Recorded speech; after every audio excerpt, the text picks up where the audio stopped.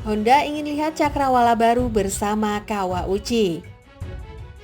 Tetsuhiro Kuwata, Direktur HRC, mengakui bahwa hadirnya Ken Kawauchi sebagai manajer teknis baru mencerminkan niat merek ini untuk mencari ide dan sudut pandang baru. Ken Kawauchi yang akan datang ke pabrikan Jepang setelah lama di Suzuki telah mengenakan warna tim barunya dalam tes privat WSBK yang diikuti Honda beberapa hari yang lalu di Jerez.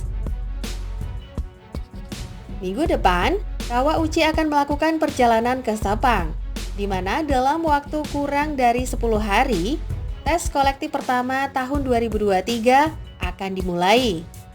Ada 4 pembalap Honda dengan Marc Marquez dan Joan Mir sebagai pemimpin, yang menguji versi terbaru RC213V.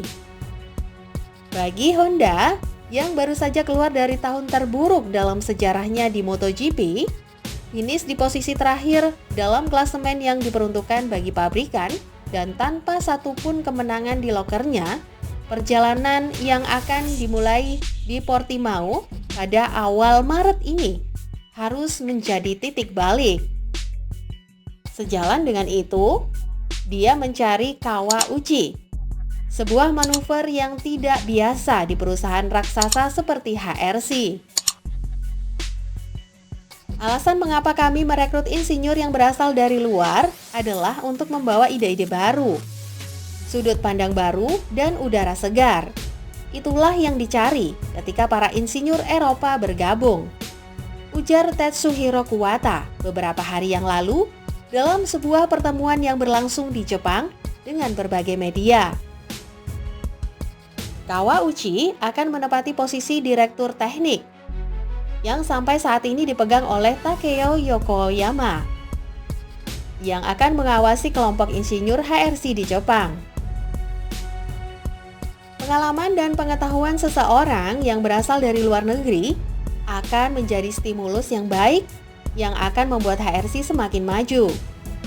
Bagi Honda untuk maju, penting untuk membawa angin segar. Insinyur asal Jepang ini menambahkan.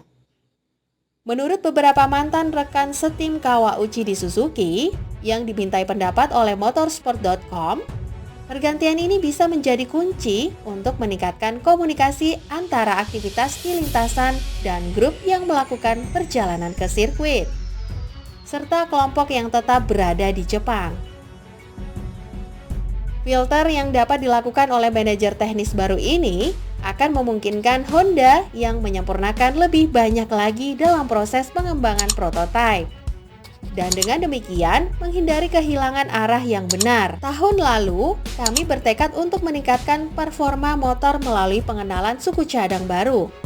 Namun, pada akhirnya, keinginan kami untuk bereaksi dengan cepat di beberapa sisi membuat kami tersesat, pungkas Kuwata. Francesco Bagnaia sudah punya modal bagus untuk mengarungi MotoGP 2023. Selain motor yang sudah terbukti lebih baik daripada motor lainnya di grid, secara mental juga Francesco Bagnaia pasti lebih baik. Manajer tim Ducati David Tardozzi menilai bahwa kehadiran Enea Bastian ini di garasi tim Ducati akan menambah semangat Bagnaia. Pasalnya, Bagnaia akan memiliki pesaing dari Ducati sendiri. Dengan begitu, dia tidak akan mudah puas akan pencapaiannya. David Tardozzi mengungkapkan bahwa masih ada pekerjaan rumah yang harus diselesaikan oleh Francesco Bagnaia pada MotoGP 2023. Pembalap Italia itu memang mengakhiri MotoGP musim 2022 sebagai juara dunia. Penampilannya juga cukup menjanjikan, apalagi pada paruh kedua tahun lalu, di mana dia tampil sangat kuat di atas lintasan. Bahkan anak didik Valentino Rossi itu mampu mencatatkan 4 kemenangan secara beruntun. Di paruh kedua catatannya akan sempurna dengan selalu naik podium, andai saja tidak terjatuh di Jepang dan finish ke-9 di Valencia. Meski catatannya cukup mentereng, ternyata Bagnaia masih memiliki beberapa pekerjaan rumah yang harus diselesaikannya sebelum MotoGP 2023. Hal tersebut bertujuan agar dia mampu mempertahankan gelar juara dunia yang diraihnya dengan sangat susah payah. Salah satu yang harus dibenahi pembalap berusia 26 tahun itu adalah masalah konsistensi. Bisa dilihat pada awal musim 2022, Bagnaia beberapa kali tampil mengecewakan dan membuat Ducati sedikit cemas. Bahkan dia sempat tertinggal 92 poin dari Fabio Quartararo yang membuatnya diragukan meraih gelar juara. Berkaca pada hal tersebut, Tardosi berharap pada Bagnaia tidak mengulangi kesalahan-kesalahan tersebut pada musim ini. Saya pikir Pecco masih perlu menyempurnakan beberapa detail.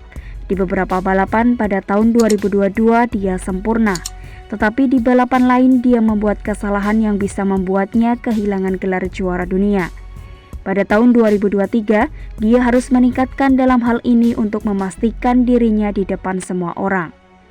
Sementara itu, Francesco Bagnaia menjelaskan perbedaan mencolok antara pabrikan Eropa dibandingkan dengan rival Jepangnya pada musim MotoGP 2022.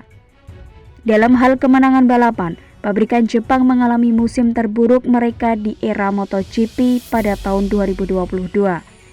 Fabio Quartararo dan Yamaha meraih 3 kemenangan dalam perjalanan mereka menjadi runner-up gelar di belakang Francesco Bagnaia, dengan Alex Rins menambah 2 kemenangan untuk Suzuki. Tetapi dengan Honda mengalami kampanye tanpa kemenangan kedua dalam 3 tahun, 15 balapan tersisa ditaklukkan oleh pabrikan Eropa, yaitu Ducati, KTM, dan Aprilia. Dengan Suzuki meninggalkan olahraga tersebut dan RNF beralih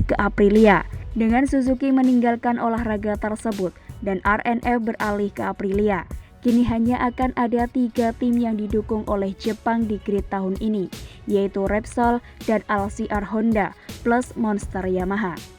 Meski tim Eropa kini memegang keunggulan, pabrikan Jepang masih mendominasi perolehan gelar dengan 19 kali dari 21 musim sejak era 4 tak modern dimulai. Dengan Ducati meraih 2 sisanya lewat Casey Stoner pada tahun 2007 dan sekarang Bagnaia pada tahun 2022 lalu.